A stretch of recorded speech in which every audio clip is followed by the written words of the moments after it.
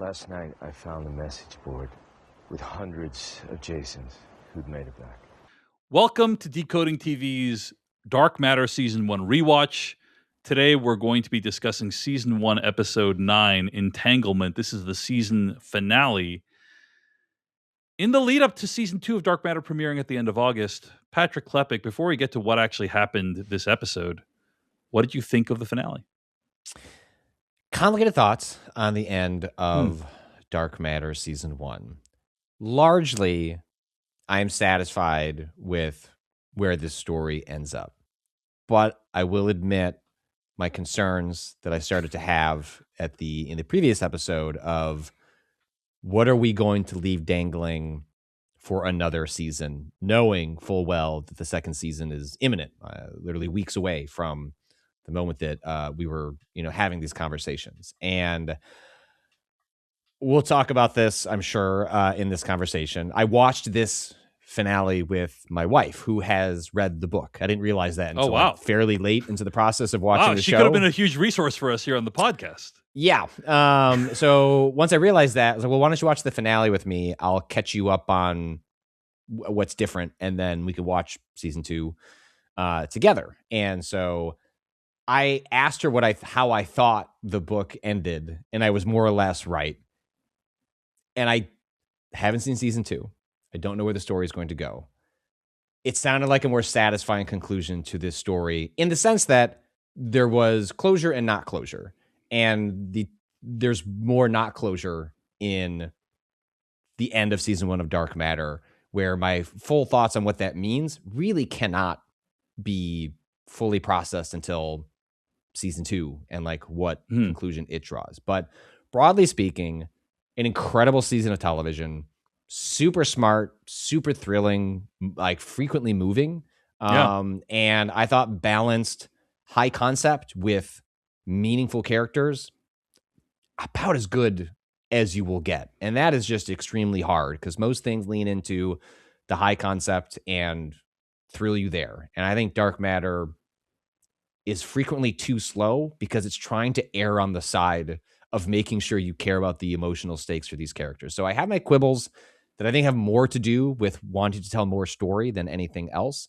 But broadly, I think this is a wonderful season of television, and I'm so glad that we had a chance to walk through it with everybody.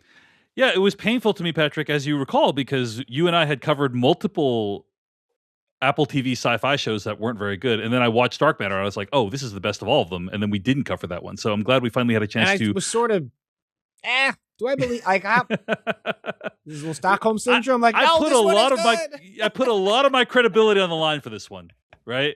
I burned up a lot of social capital for this one, but I do think it paid off. So I've earned a little bit of credit in Patrick Klepek's book on this one, and that feels pretty good. But yes, very solid finale, thought-provoking show, great premise, pretty great execution. And overall, having read the book alongside the show this season, this is an adaptation that, in my estimation, significantly improves on the book. Like some people feel differently about that. I don't agree. I think this show is significantly better than the book version of it. So let's discuss what happens in the episode, and then I'll talk about some book comparisons. And then we have not seen the trailer for season 2, so maybe we can speculate a little bit, although people who have seen the trailer will think that what we're saying is very silly. But, anyway, let's get into it. In the Dark Matter Season 1 finale, the Dessens take refuge at the holiday residence of one of Charlie's friends. Jason 1 finds an online message forum where Jasons who arrived in his world try to decide who will get to stay with Daniela and Charlie, end quote. I'm reading here from the Wikipedia plot summary. So I think this is actually pretty cool, this concept of if a bunch of yous came into this universe, you'd probably want to communicate with the other versions of you. And also, you would probably know where you would want to do that in a way that's private and secret. Mm-hmm. And I guess for him, it's like looking in the drafts of his email and being like, what's up with this draft? And then finding like, hey, there's a chat forum where there's like 100 other Jasons there discussing what to do. So I thought that was like a great concept and fairly well executed. And in the book, you get like the full like chat logs of like what's going on in these online forums. But the big one is like a lot of Jasons are like, hey, do you want to team up? Let's kill the other. We'll kill the other Jasons. Let's team up, kill the other Jasons. What do you think?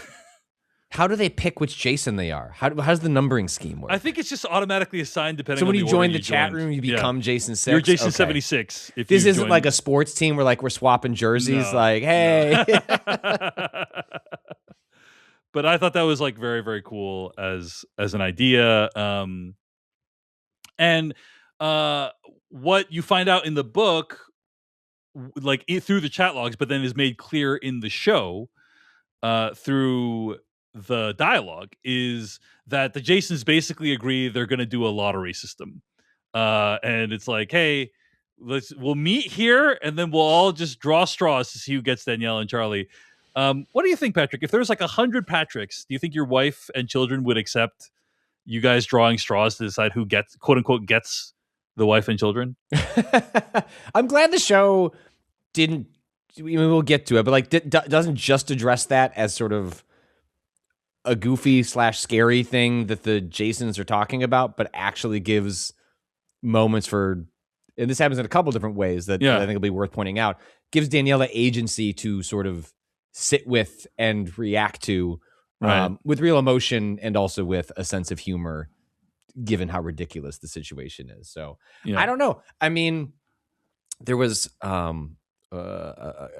friend of one of my oldest kid who, it was the first time where my daughter came home and she said the word divorce, and I was like, oh, because like no one in our immediate circle, like that's not something we've had to explain that concept.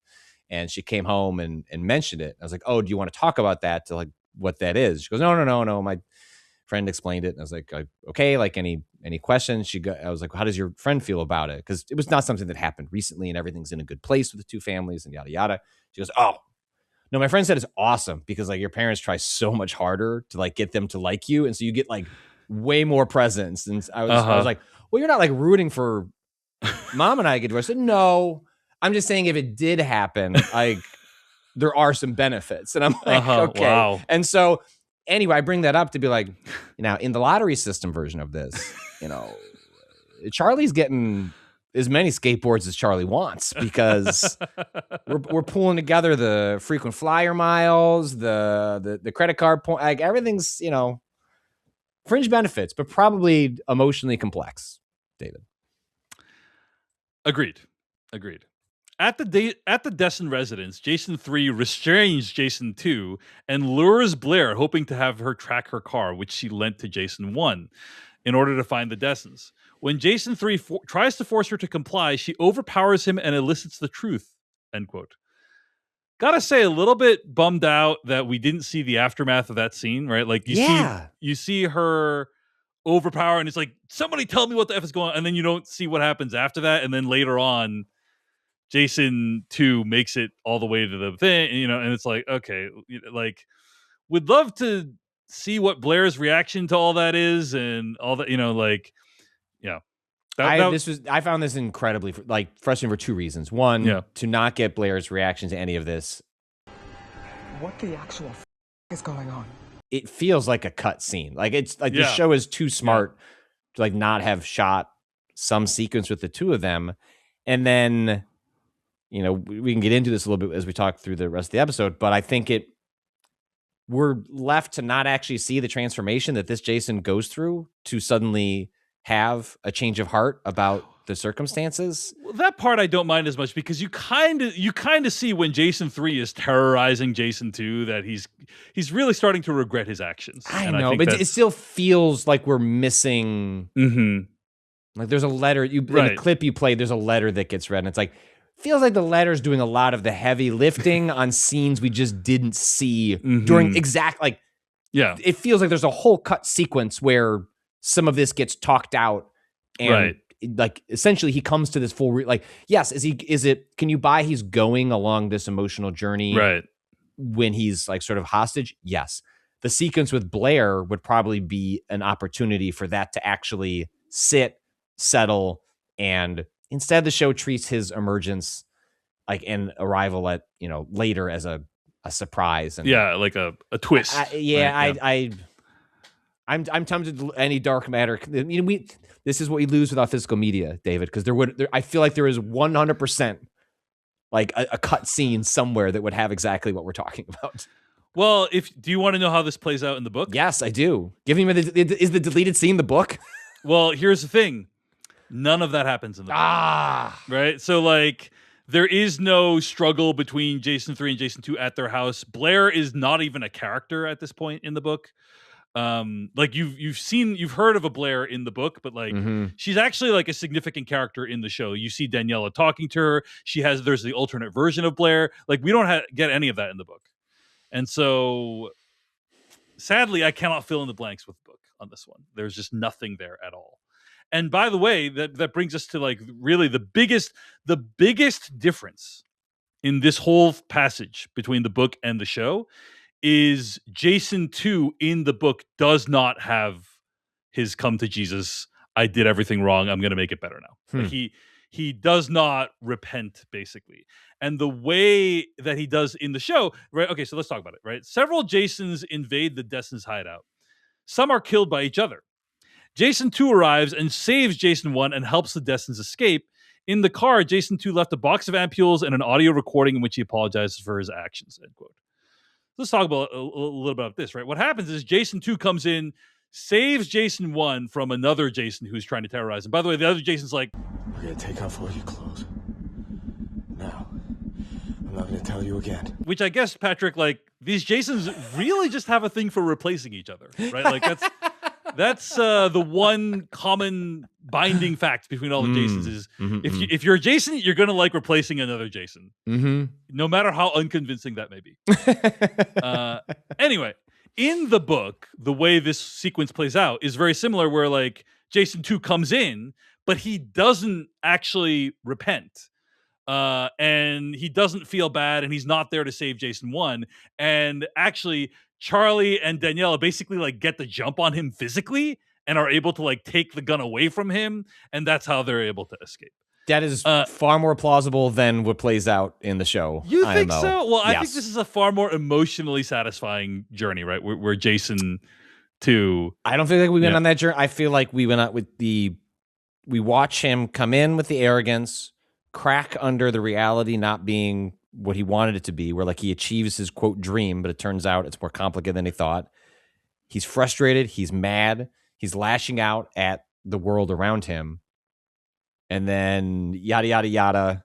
I'm sad. I should have made better choices. I just don't buy where that Jason, I think you can get there. I don't think the show, and again, this is a show that was so methodical and slow. And then it's why I had an issue with Daniela almost immediately being like, yeah, I guess there's probably multiple Jasons. Like, yeah, that phone call got me on board with the concept. Like, there's a little bit of, we rush things a little bit as it feels like an episode is missing. Like if there was one more episode for this to like sit with it a little bit longer, I feel like I could have for me, it's not that I can't believe that Jason can get emotionally there. It's that I didn't get to witness it happen. And instead I'm just sort of meant to buy it happening off screen for a character that I've watched on screen for huge chunks of this show. So I didn't have an issue with it just because like I saw when Jason was tied up, Jason 2 was tied up on the staircase and Jason 3 was basically torturing him, right? Like that was the scene. That was him like, oh, like, yep, I really messed this one up and I got to undo this. You know, that was enough for me, but I understand if it wasn't enough for you. What else? Sad we didn't get to see more of the Jason army battle each other. You know, like you kind of get hints of it. In the book, also, they don't describe it particularly much as well. Like there's a little bit of it. There is this image of like the Jason, like the bloody Jason, like crawling towards the thing that's very vivid, right? But yeah, sad we didn't get to see more of the Jasons fighting. One thing that happens like during this, where they have some quieter moments at the house that I think we talked about this, like whether the show would address this at all, which is essentially like a sexual assault occurs with regular like occurrences over the course of the show by Daniela not knowing that she is sleeping with functionally a different person. Like there's no consent happening there because she doesn't know any better. And I thought I wasn't sure, like, would the show just you're just supposed to infer how bleak this situation is there, or will the character get an opportunity to reflect on a lot of the ramifications of like what has occurred in recent weeks? And I did appreciate that the show gave Daniela many moments to sort of figure out and articulate how physically she felt around original Jason and what it was like to go. So I appreciated the show. Like lots of other shows would just sort of hand wave that along. And I appreciate I think the show. It's still a little bit hand waved. It's not enough time. But again, these last two episodes, I feel like are doing a lot of that. So I guess what I'm saying is in the context of my grievances elsewhere, where we're doing a lot of yada, yada, yadaing, I at least appreciated the show putting up its hand and being like, we should make sure we talk about this. I think a show with another episode would have done that longer, but there just wasn't time and space for it. But was at least thankful we were acknowledging like a huge elephant in the room. Right. Like in the book, they also discuss it. In the book, Jason 1 sleeps with like alternate version of Daniela. And so they kind of trade stories about that. And it's weird. I think it's weird. And the way it's handled in the show, I think feels a little bit more plausible. Yeah. So, yeah. Realizing that they are no longer safe there, the Destins decide to find a better world for themselves and arrive at the box's location, which is crowded with Jasons who eventually decide to let the Destins go. At the reality corridor, the Destins walk through a doorway, end quote. Pretty cool idea, I have to say. And by the way, like, I don't know which one inspired which, but my guess is, or maybe there's no inspiration taking place at all, but there are two really big concepts in this episode that mirror elements of Rick and Morty. I don't know how much of Rick and Morty you watched, right? I watched the first couple seasons and then fell off. Okay. I still think it's a brilliant show. But anyway, so Rick and Morty, they travel to different parts of the universe. They travel to alternate universes all the time. And there was one episode of Rick and Morty where essentially they messed up their universe so badly that it's like, oh my gosh, how is Rick going to solve this one? And literally what he does to solve it is he teleports them to another universe where the Rick and Morty of that universe, it's exactly the same, except the Rick and Morty of that universe just died moments ago. So then they just like took their place in like another universe, essentially. And so they're basically like, oh, the Jasons messed up this universe so badly that we need to just literally leave and go to another universe, which is not great. The other thing, of course, that this episode kind of invokes, in my opinion, is in Rick and Morty, there's this thing called the Citadel of Ricks. There's like a universe and a organization called the Citadel of Ricks. It's just basically like this whole like society that's formed around like endless Ricks and endless Mortys in this alternate universe. And that's what is on my mind when I realize that there's like freaking 100 Jasons left in this universe. Like, what are they going to do? Like, you can't like live a normal life because, you know, you have to have a driver's license and a credit card and stuff like that. And so I am really curious how they're going to handle having like dozens of Jasons in one universe in Dark Matter season 2, if they even address it at all, which my guess is they won't. So couldn't they they could very plausibly take over that world. Like the kingdom of Jasons is on the table. How? But there's not like a billion of them. There's only like but like dozens. They have the box. Yeah, but theoretically no ampules, right? Because Jason, right? But we have Jason that invented the ampules in this. Jason didn't invent the ampules though. Ryan invented the ampules, and that Ryan is now in a more progressive version of Chicago. He does have how much money? How much money did he get? $50 million? Millions of dollars, yeah. I mean, the Jasons could be comfortable if they invested in, just invest in the stock market. $50 million could probably cover everyone living comfortable Jason lives around the world. I think it would be... Well, they don't have that much money, though. Where are they going to get the money? I think they're going to share. I think the Jasons need to share the $50 million. Oh, I see. Oh, yeah, because you're right. Because Jason 2... got this $50 million. Yeah, that was transferred to the bank account. That's there. So yeah, using that money, they could probably create a nice life for themselves. Right, Jason's just, hey, Jason's spread out. We'll have a shared checking, Right. you know, like... we'll all live on a Jason compound, you know? And honestly, that would probably find an island and just... an island of Jasons. I would be... I think it's, like, impossible to fathom the show does not address the, like, what happened. Like, that is their world, right? Like, I have to assume on some level... Right. that... I mean, again, we have not seen a trailer for season 2. I have no idea what season. I'm like very excited to finish this podcast, and then this week. Oh, you're gonna watch the trailer? I thought we'd agreed. No. I'm going gonna watch the first episode. I can watch. I can watch season 2 right now. We have access to it. That's right.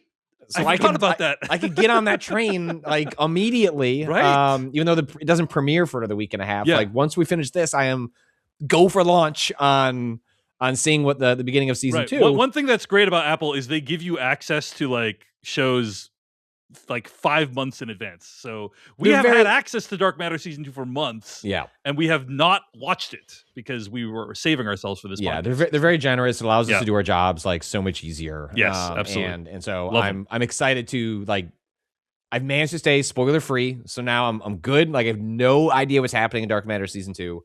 Even if you obviously get inklings by the end of this episode, but I think they would have to address it in some way because my assumption is some part of season 2 is going to be unraveling.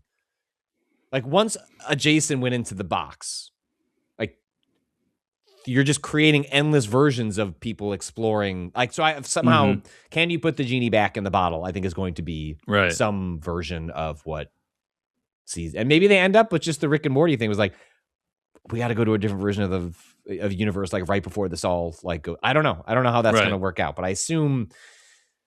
I'd be shocked if season 2 was like, let's just get used to progressive Chicago. We'll see. We'll see, Patrick. We'll see. You might be surprised. Anyway, we also get glimpses of other characters that we have met throughout the season, right? Layton from Jason 1's world enters the box and injects another ampule. Like we see him, he's having a blast apparently exploring other universes, so he's doing great. Blair 2 leaves the world where she met Jason 1 and Amanda. Yeah. Right. So she's like, hey, I'm ready to go into the box again. I don't need to worry about these giant bees anymore. I'm tired of fighting against the bees that apparently another version of me brought into this world. And in the progressive world, Amanda is approached by Ryan, who appears to have been trying to recreate the chemical used in the ampules, end quote. Now, in my opinion, this makes no goddamn sense, like why this would be happening. Like, why would Ryan know about Amanda being in the universe? There is no explanation for why Ryan would know about Amanda in the world. But well, my reading of that was he knows a lot more about what's going on now than like I think we see him making ampules.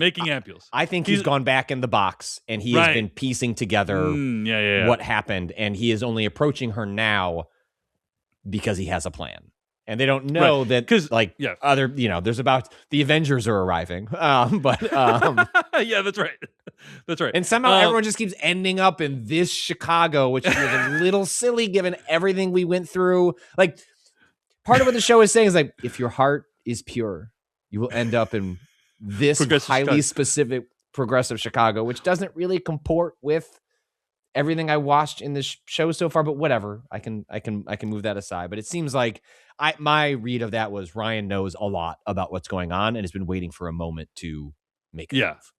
So first of all, they don't meet in progressive Chicago. They meet in progressive Seattle, which by the way, I can only or Cascadia, I guess is what it's called. Yes, sorry. Yes, excuse me. And you know that it's Cascadia because of the contractually obligated shot of the Space Needle that is outside the window. So our headcanon, right?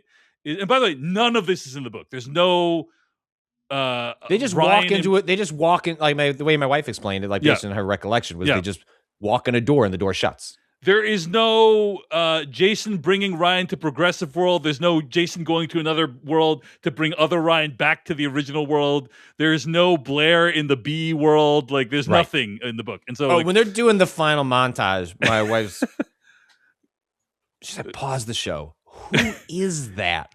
Why are they there? So she watched the finale, but not the rest of the show with you. Is that no? I didn't realize she had seen. Right. I try and watch as much of like good shows with my wife, but like once we started doing this show together, our free time outstrips my ability to do that. So I try and pick and choose my battles. And I did not realize she had read the book, and so I caught on to that late. And so we only watched the finale.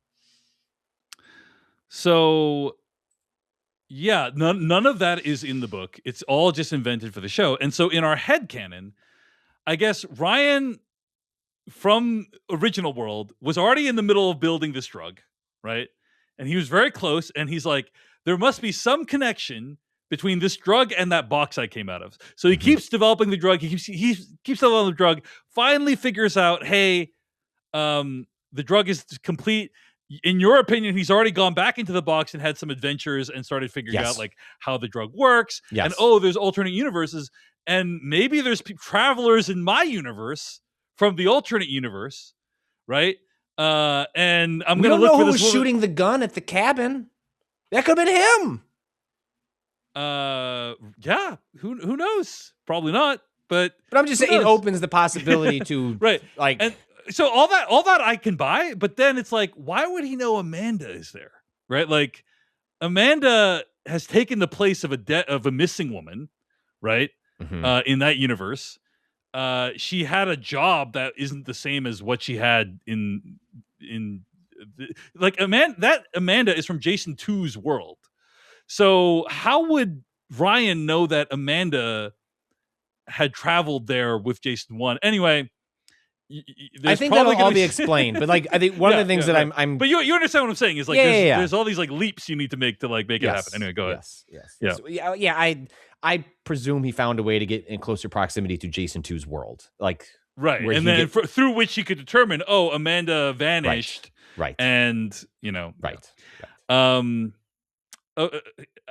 like in my opinion, this is kind of like Tim Burton in his Planet of the Apes putting the Lincoln Memorial at the end of with an ape at the end of the movie. It's like, haha, like a twist.